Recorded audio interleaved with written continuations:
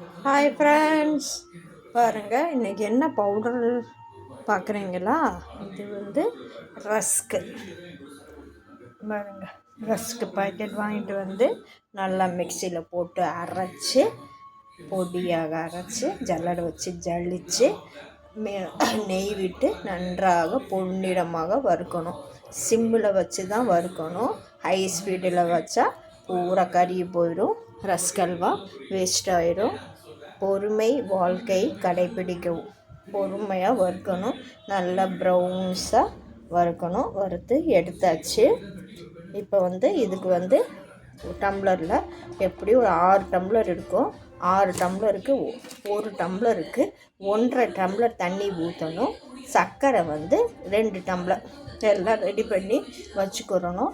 இது பொரித்து வச்சுட்டேன். லாஸ்ட்டாக கிளறதுக்கு பாருங்கள், சுட சுட ரஸ்க் அல்வா ரெடி ஆகும்.